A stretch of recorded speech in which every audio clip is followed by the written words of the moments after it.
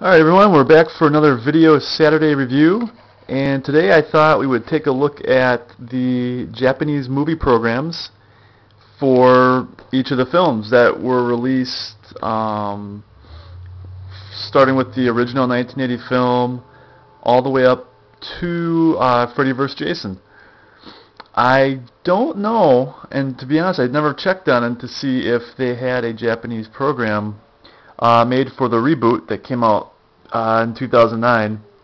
I don't think they did, but I'll have to look into that. But at any rate, we'll go through everything else before that and see what you think.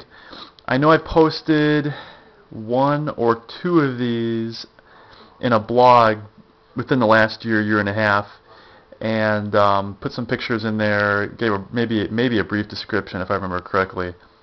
But I thought, why not make a video of everything that I have, and so we'll go from there. So we'll start with the first one. Now, some of these programs are better than others. When you look at the original movies, like the first one, second, third, fourth, you've pretty much seen, if you're a pretty big fan of the films and you've been online and you've been following the series since the big World Wide Web boom, and you've been to the Friday the 13th websites that have been around since 95, 96, and you've seen most of the photos in the first four. It's when you get to like Jason Lives, New Blood, Jason Takes Manhattan, that you start to see images in there that you would probably normally not see in any other publications or anything online. But just to give you an idea, here's this is for the original Friday the 13th, and I like this one. The cover of this is because it's pretty simple. It has the axe in the bed, which I've always loved as the poster. The U.S. poster is good too, but I've always just liked this. It's pretty simple. But yeah, if you just go through, like I said, most of these photos you will have seen posted somewhere online. This one is not a popular one. I haven't really seen that one too many places. I've seen Jack and Marcy a lot. This angle of Mrs. Voorhees you really haven't seen a lot either. But so everything's in Japanese, obviously, so you really wouldn't be able to read much, but you kind of get the gist of what they're doing throughout. There's the two counselors in the beginning. And like I said, you've seen most of this stuff. You've even seen the view of the camp with one of the cabins there. And it looks like they go through their actor bios. I think everyone's probably seen this shot at one point. This made it onto a lot of, this particular shot has made it into a lot of the different lobby cards that were created for different markets, French lobby cards, U.S. lobby cards. They each have their own angle of this scene, but it looks like there's more on the directors. This shot, a lot of people probably haven't seen unless you are a collector of lobby cards or have seen the lobby card sets. I have this one on, I believe, my French lobby card set that I have for the original series. But that one you don't see very often. Just a few more notes, and so yeah, that's, and then there's the back cover for the original. Like I said, there's not a whole lot to that one. Then we go on to part two. I love this for part two. I wish this would have been the U.S. poster for part two. I think this is awesome. It still keeps the same thing with the shadowy figure with the axe, but it has a nice backdrop, which I really like. We'll kind of go through this a little quicker, unless I run into something that maybe would be a little bit more unique that you haven't seen. This particular photo, I don't think is very common online. I've seen it before at a few places, but I think it was in print, maybe in Fangoria magazine at one point too, but you may not have seen that one. But it's hard for me to tell because I don't know where everyone's been at in terms of looking around for pictures, but yes, you have just that one. That's probably the most common, popular one from the entire movie. But yeah, just looks like it's going through more information. I think we've all seen these shots here.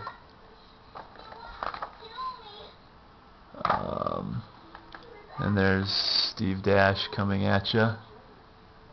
And like I said, most of these shots everyone has seen. Just some production notes, actor bios, nothing too out of the ordinary. And then there's the back for number 2. And then we get to part 3.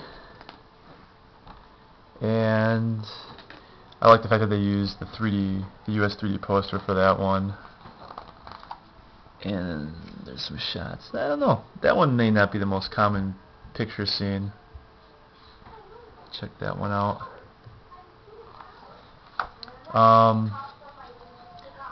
Yeah, like I said, most of these shots from the original, at least there's a lot of photos in these, especially the first 3. You get to see a lot of different photos from the film. And at the time, these weren't seen by a lot of people, so this is pretty unique to be able to see these. I like this shot of Jason right here. I don't know if I can get in closer, but I like the scuff marks on the hockey mask right there. A lot of people don't see that normally or pick up on that in the film, but it's pretty cool. Yeah, and just more actor bios. I think everyone's seen these photos.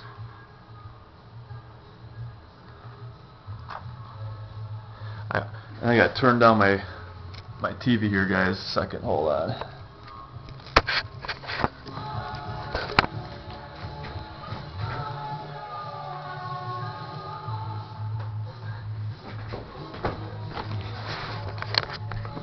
Alright, sorry about that. Just getting a little loud down here. I got Jason Lives on right now. So anyways, back to these. So like I said, these are pretty basic, nothing new that you'll see in here.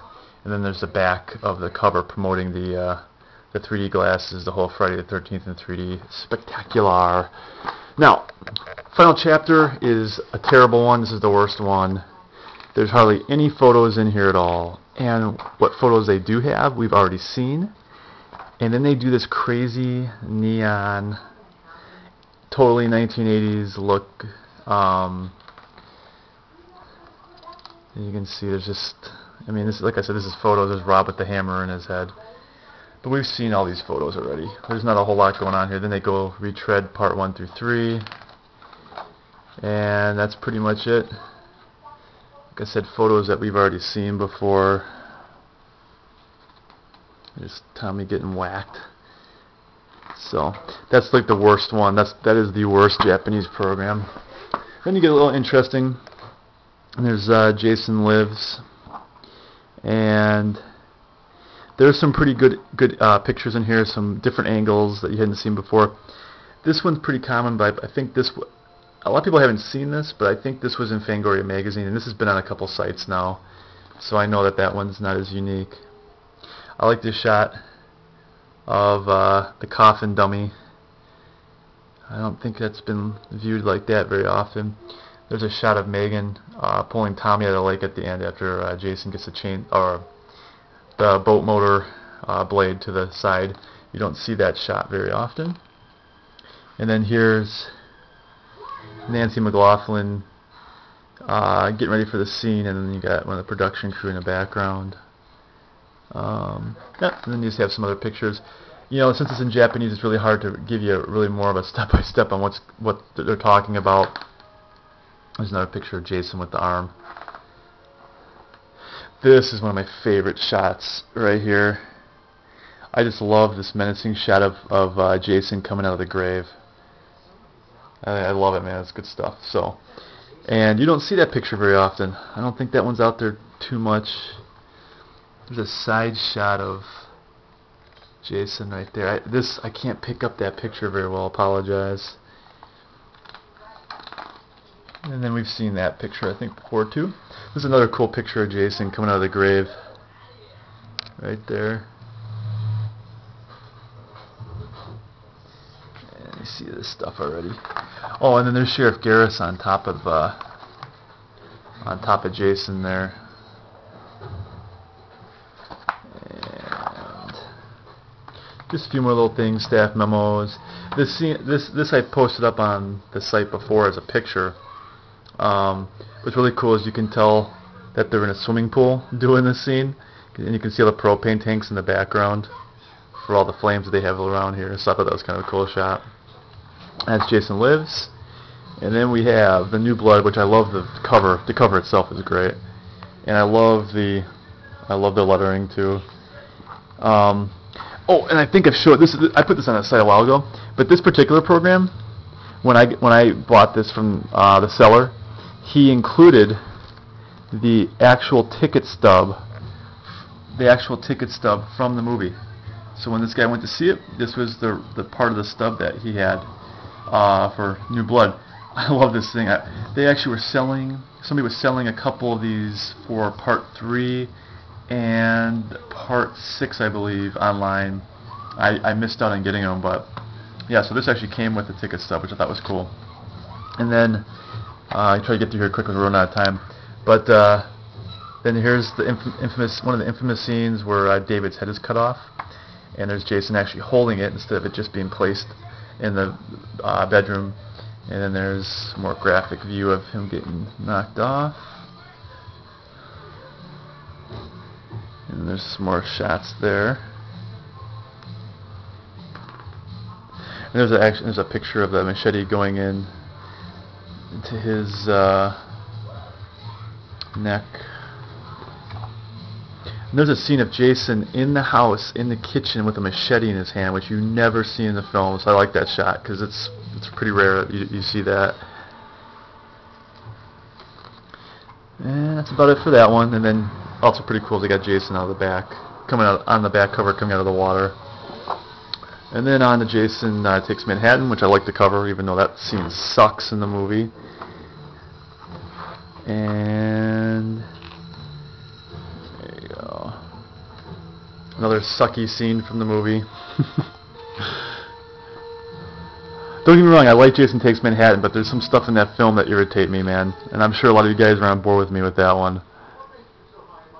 There's Julius's head, which VC Dupree, I think, still has. There's a cool shot of Jason coming out of the water that you don't normally see.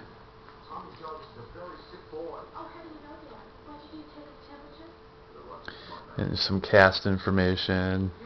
The street urchins. Your dead meat slime bag. And just more shots. A lot of stuff you guys have seen already. Here's a cool shot of the boxer with the darts in his eyes. Now, at the time this came out, nobody saw this, except it made it into, I believe, a Fangoria publication, I believe. But other than that, nobody had even really seen this. So, at the time, this was actually pretty unique, and this is before the deluxe DVDs came out.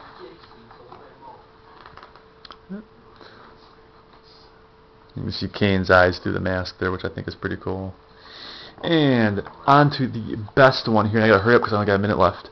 But this is the best Japanese program out there. This thing is thick. It's got like 50 pages. It's just awesome. Yeah, I'll try to whip through here quick. Oh, nudity alert. Different pictures, all the different. But yeah, anyway, so they got different interviews, the profiles. The cool thing is this actually folds open, and it goes into a whole bit about the film. Different killing styles, all the different movies are listed for Nightmare on Elm Street and Friday the 13th. We gotta hurry up, man. We're running out of time. At any rate, though, so you get an idea. Oh, this is cool too. This actually goes through like a timeline of all the different films and how the characters intertwine together. So I like that. But at any rate, so that's that. Talk about some merchandise and Back for Freddy vs. Jason. Anyways, best one out of the whole bunch there. And real quick, Jason X is this kind of, they took a mask and you can flip it open and look through all the different information.